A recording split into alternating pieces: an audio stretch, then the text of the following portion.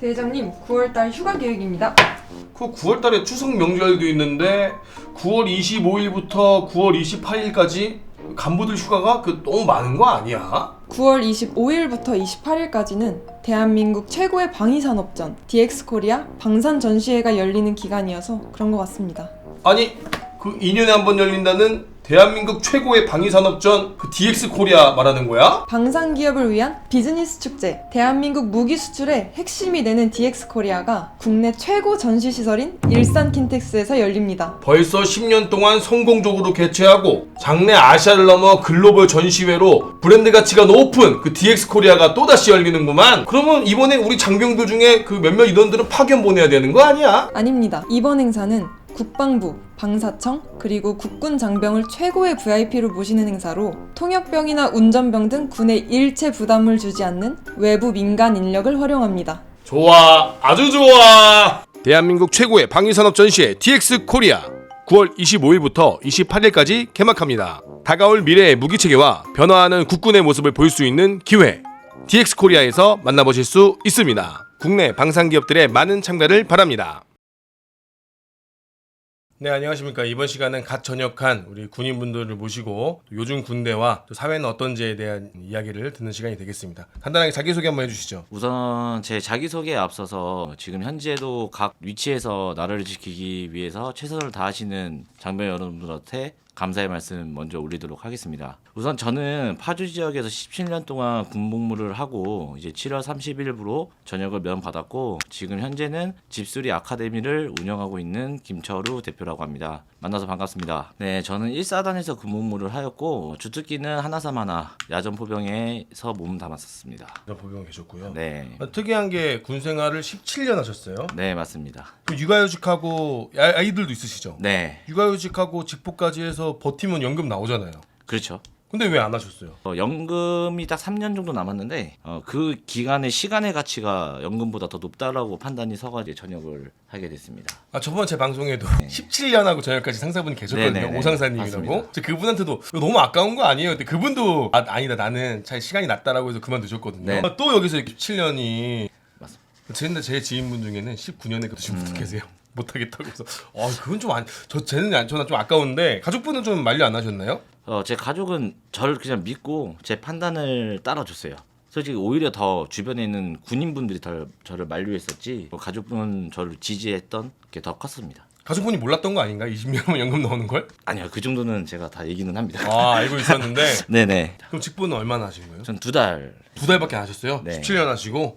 이게 좀 상식적으로 좀 쉽지 않네요. 그쵸. 충분한 기간을 가지고 네, 나라의 봉급을 받으면서 쉬엄쉬엄 하면서 해도 되는데 네. 뭐 1년 나오잖아요. 네 맞아요. 그래도 되는데 정말 성격이 좀 급하신가요? 성격도 급한 것도 있었는데 이거를 원래 저는 15년 플랜을 짜고 계획했던 건데 어떻게 우연치 않게 타이밍과 계획했던 부분들이 순차적으로 잘 이루어지다 보니까 시기적으로 좀 빨라진 나는 것 빨리 같습니다. 해야겠다. 네. 확 땡기신 거군요. 네, 판단을 했었죠. 17년 동안 군생활 하시고 이거 전역한다는 게 쉬운 게 아니었을 텐데 네. 평생 이것만 한 거잖아요. 네 맞아요. 좀 어떻게 또 전역하게 되신 건가요? 후회할 것 같은 느낌이 확 들었어요. 아까도 서두에 말씀하신 것처럼 저는 판단이 있으면 바로 실행하는 성격이다 보니까 여태까지 제 선택에 한 번도 후회한 적이 없었어요. 근데 어느 날 갑자기 미래의 군대를 봤을 때 제가 후회할 거라는 느낌이 확 들어서 결정을 내려서 그냥 나오게 됐습니다. 제가 별로 원치 않는 모습, 선배들과 그 집단에서 이루어지는 것들이 제가 될까봐, 그래서 그게 제가 나중에 땅을 치고 후회할 것 같아서,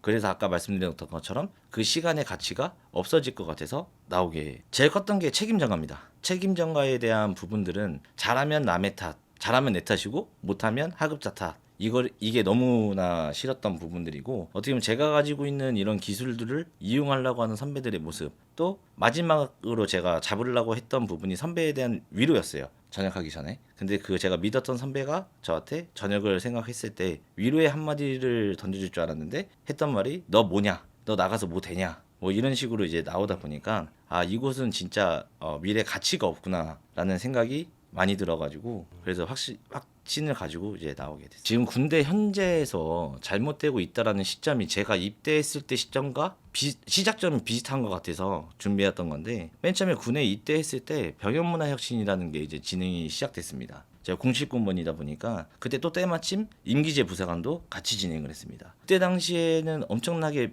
뭐 육군 전체가 변화되는 문화를 적용하는 과도기를 거쳤고 지금은 그 과도기를 넘어서 정착이 된 시점인데 오히려 그 부분들이 끈을 놓아졌다는 느낌이 많이 강해요. 정착은 시켰지만 그게 과도한 거에 대한 방안은 없었다. 그래서 그때부터 방안을 대처하지 않았다는 게 지금 현재 군대가 가장 실수했던 부분이라고 생각을 하고 임기재 부사관이 제일 큽니다. 네. 뭐냐면 병사를 간부화 시켜서 하사에서 임무 수행을 하게 되는데 예전에 같은 군 생활이면 능력치가 되겠죠, 병장이라도. 근데 그 능력치에 있어서 그때 당시에 가능했던 걸 지금도 줏대를 가지고 동일하게 갑니다. 아, 그때 병장과 지금의 병장의 수준은 다른데 네, 맞습니다. 지금의 병장의 수준에서 전문화사를 시키니 그 능력치가 발휘가 안 된다고 표현하시는 네, 거예요? 맞습니다. 그 어떤 능력치로 하면은 지금 1년 6개월이라는 기간이 얼마 전에 포럼에서 봤는데 짧은 기간은 아닙니다. 근데 야전에서 바라봤을 때 뭐 휴가와 출타 뭐 이런 것들을 다 제외하게 되면은 1년하고도 1년 2개월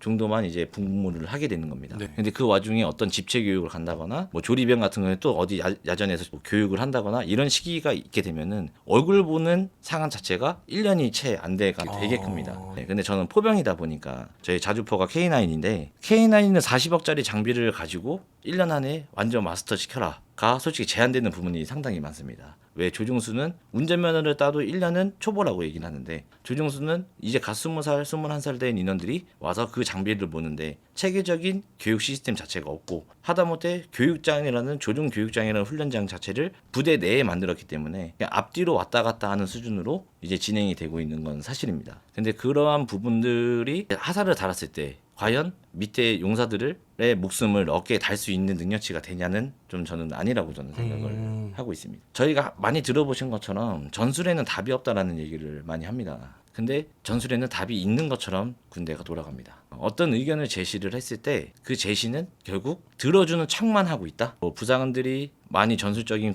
교리라든가 교리적인 뭐 이런 것들을 노력하고 습득을 하더라도 결국은 지휘관의 말 한마디에 그 전술은 변합니다. 예를 들어서 저희는 포병이다 보니까 5개 분과가 같이 하나로 이루어져야 됩니다. 5개 분과를 저는 다 공부를 해서 마스터를 했었고 근데 이와 같은 얘기를 하게 되면은 결국 받아들여지지가 않습니다.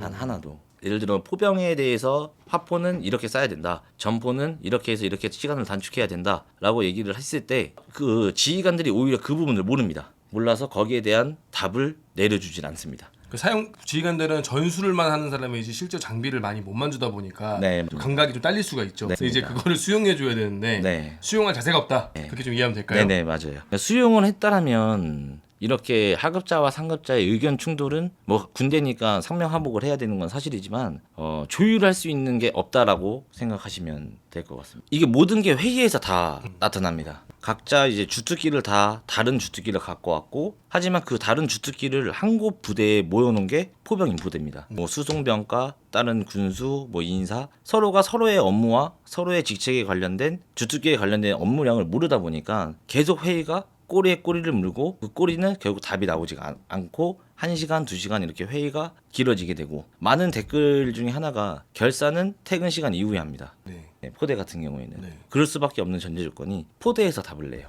네. 위에서 답을 내려주지만 그 안에 있는 제반 사항은 포대가 알아서 하는 겁니다. 이게 그래서 뭐 야간까지 계속 하면서 회의를 통해서 답을 내는 거고 조금이나마 길을 열고 아랫사람들이 얘기하고 현장에서 움직이는 사람들의 말만 조금만 길을 열어서 들어준다면 이런 부분들이 쉽게 해소가 될 것 같은데 그 부분은 지금 아직까지는 해소가 되지 않습니다. 창군이 거의 70년 가까이 된 대한민국 군대인데 더 심해지는 것 같아요. 네. 뭐 과거에는 참전용사 선배님들께서는 다 만져보고 쏘고 전우와 피 흘리는 그 생활을 경험하시는 선배님들이었는데 어느 순간 시간이 지나다 보면서 그런 걸 좀 잊어버리고 네네. 정말 이런 표현이 좀 그렇지만 부사관들이나 그런 전투일선에 있는 친구들 좀 하대하는 네네. 그 별것도 아니 약간 자기들 머릿속에서만 나오는 네네. 그러면서 약간 니들이 뭘 알아 이런 식의 그 거만함 맞아요. 그게 조금 우리 군을 망치는 게 1번이 아닌가 좀 항상 그런 생각을 많이 하더라고요. 근데 솔직히 지금 포병 쪽에 네네. 그 좀 사람은 좀 어떤가요? 너무 없어요. 어느 정도로 네. 없나요? 단적인 예를 들면 최근에 저희가 KCTC를 뛰고 왔어요. 진짜 3분의 반이라고 표현해도 무방할 정도로 모르는 사람들을 다 끌어들여요. 인접 부대 완티로 뛰어야 되다 보니까 거의 절반을. 네. 네. 그러다 보니까 훈련은 저희끼리 훈련을 한대. 근데 평가는 인접 부대 사람들하고 같이 평가를 봐요. 그럼 시작부터 50점이네요. 네. 모르는 사람들하고 그러니까 이제 있는 50명하고 100점짜리를 만들었으면 실제 KCC 훈련에는 모르는 50명이 들어와서 50점으로 시작하는 거네요. 네. 그러다 보니까 뭐 작전 개념 자체가 다른 부대에서 오게 되면 누가 공부를 하고 누가 자기 부대 애대심을 가지고 할 수가 없죠. 그런데 그런 게 이제는 큰 과학화 훈련이나 이런 것들뿐만 아니라 일반적인 훈련 상황에도 그게 발생하고 있는 시점이에요. 하다못해 장비가 운용할 사람이 없어서 장비를 놓고 가는 실정이 다다랐다라고 생각하시면 되고 일과 시간에 집합하면 포대급의 인원이 거진 다 휴가랑 다 제외하고 남는 인원은 19명 원래 몇 명 있어야 되죠? 하면 한 40명 정도 40명 있어야 되니까 절반 남는 거네요. 네, 그 정도 남고 있습니다. 근데 여기서 문제가 되는 게 말씀하신 것처럼 교육에 집중할 수 있는 여건이 되지 않는 게 부지예요, 부지. 캠프와 말씀하셨던 게 저는 너무 확 와닿았던 게 저는 179를 사용하면서 경험을 했었으니까 179가 뭡니까? KH-79 포병 옛날 장비인데 견인포요? 네, 견인포고. 네. 견인포는 편제가 79명이에요. 79명이면 집합하는 인원들이 한 60명 정도 나와요. 그 정도 부지는 그 정도 인원으로 교육 훈련 할 사람들 교육 훈련하고 부대 관리할 사람들은 부대 관리할 수 있어요. 왜냐 상병장들은 능력치가 되기 때문에 부대 관리 요소로 빼고 나머지 교육 훈련을 체계를 잡아서 확실하게 할 수 있는 가능한데 지금은 그게 되지가 않아요. 20명 가지고 똑같은 부지를 똑같이 관리를 하고 교육 훈련도 병행한다? 이게 되지가 않다는 거죠. 그러니까 자꾸 이제 지휘관들이 교육 훈련을 등한시하고 부대 관리에만 집중하는 거 아닙니까? 네, 보여지는 그렇죠. 거에만. 네, 맞아요. 훈련은 어차피 우리끼리 조용히 넘어가면 되고 네네. 평가관도 자 우리끼리 구슬리면 되는 거니까 네네. 자꾸 눈에 보여지는 부대 관리에만 집중하다 보니 이제 아무것도 안 되는 거잖아요. 정말로. 네네, 맞아요. 근데 이제 교육 훈련을 시키려고 하는 사람이 없다고 말씀드리고 싶어요. 교육 훈련을 알려줄 수 있는 사람이 없다라고 말씀드립니다. 다 나가서 네, 이미 얘는 어느 정도 등급과 어느 정도 수준에 올라와 있는데 학교에서도 1 더하기 1을 2라고 가리키고 얘가 완벽하게 아는데 같은 거를 반복해서 가리킨다면 이 사람도 안 받아들이겠죠. 그죠. 지금 군대 실정이 그래요. 정확해요. 똑같은 것만 이미 할 줄 아는 애들을 또 가르쳐줘야 되는 거고 또 하는 거고 그러니까 반장들도 포반장들도 루즈하고 뭐 예를 들면 교육 훈련에 있어서 성과를 달성하는 성취감 자체가 없어요. 그러면 또 발전시키면 되잖아요. 발전을 못 시키는 거예요? 네, 왜요? 안정성 문제 때문에 네, 그게 많이 좀 그러니까 예를 들어서 사람들 좀 좀 이해하기 쉽게 표현한다면은 사격 훈련이 장전하고 쏘는 것만 있는 게 아니라 네. 장전하고 뭐 각도를 바꿔본다던가 네네. 지형지물을 바꿔본다던가 네네. 기동하는 수준을 바꿔본다던가 수많은 상황을 가정해야 되는데 네, 맞죠. 안전이라는 이유로 장전하고 쏘는 것만 지금 100번 하다 보니 네. 다들 아무 이유 없이 그냥 이게 성취도 없이 네. 쏜다는 그런 그렇죠. 느낌이신 거죠? 네, 맞아요. 포병의 훈련에도 다양한 상황이나 다양한 이런 것들을 넣어서 계속 발전시킬 수 있는 훈련을 해야 되는데 네, 맞아요. 안전이라는 단어가 딱 걸려버리니까 네. 가장 안전하고 가장 할 수 있는 장양 장전 포 그렇죠. 사격 끝. 네. 그거 말고는 없다라는 네. 거죠. 지금 현실상 그렇고 시뮬레이션은 하죠. 시뮬레이션 하는데 저희가 훈련이라는 것 자체가 평상시에 준비를 해서 전쟁처럼 뭐 저희가 운영해야 되는 게 훈련이라는 개념인데 훈련 때 연습을 한다는 개념으로 바뀌었어요. 상황이. 평상시에 준비된 연습을 하고 훈련 때는 제 전시와 마찬가지로 운영을 하고 훈련을 뛰어야 되는데 그 단계가 이제 없어진 거죠. 훈련 때 연습을 한다는 정도의 수준? 실전과 같은 훈련이 아니라 훈련과 같은 연습이네요. 네, 그렇게 지금 실정으로 한 단계 내려온 거네요. 네, 그렇게 된 건 사실입니다. 제가 이걸 명확히 말씀드릴 수 있는 이유가 제가 접목을 시키려고 했었던 게 있어요. 네. 제가 교육지원관을 4년 정도 했는데 아까 말씀드린 자주포 조종훈련장이 생겼잖아요. 그러면 지나가면서 어떤 조종을 하면서 순간적인 적과 조우했을 때 과연 반장들은 어떤 사격을 할 것이고 또 수류탄은 어떻게 할 것이냐 이런 거를 각 교장마다 병기분 교장 자체를 조종훈련장에 접목을 시켜보려고 했어요. 근데 안 돼요. 이도 했었고. 사실 안 되죠. 직원들은 어디 감히 그런 거를. 네. 지휘관의 안전 그리고 사람이 없는 거 그게 좀 크겠네요. 많이 크죠. 물론 안전이 중요하지 않다라는 거는 아니라고 저는 생각을 하고 최우선이어야 돼요. 근데 그 안전이 교육 훈련에 중점이 되면 안 된다고 저는 생각을 하고 있어요. 그렇죠. 네, 안전 때문에 교육 훈련을 못 한다가 되면 안 된다고 저는 생각을 하는데 지금 그렇게 변화가고 있다. 네. 전 포병이니까 포병에 대해서 예를 들어드리면 저희가 야간에 대포를 쏘는 게 맞을까요?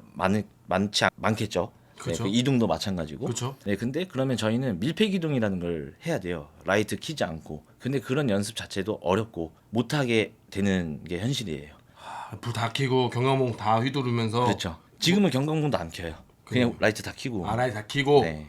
아. 거기 안에 잔망경이라는 게 있는데 야간 잔망경도 있고 그런 걸 이제 보면서 훈련을 띄어야 되는데 그거 자체가 어떻게 보면 지휘관의 역량에 따라서 좀 할 수 있다 없다가 구분이 되죠. 그건 좀 문제가 있네요. 아예 대규모로 하는 건 사실 부담이 되겠죠. 그럼 그렇죠. 소규모라도 조금씩 우리가 처음에는 100m, 네네. 처음에는 200m 조금씩 늘려서 네네. 안전을 유의해서 시도라도 해봐야 되는 그런 아예 시도조차 없다. 네. 그렇게 좀 이해하면 될까요? 네네. 즉각적인 대응을 할 수 있는 최소 인원들은 유지가 되고 있는데 이제 그 로테이션 자체가 힘들다라고 말씀드리는 게 정답인 것 같아요. 특히 제가 후배들 중에 이제 직책으로 나서 반장들이 너무 안타까웠던 게 집을 못 가요. 네. 네, 포병이고 그런데도 불구하고 GP, GOP가 아닌데 5대기 훈련 일주일을 뛰고 5대기를 그리고 즉각대기 일주일을 하고 그 다음 주에는 또 훈련이 잡혀 있어요.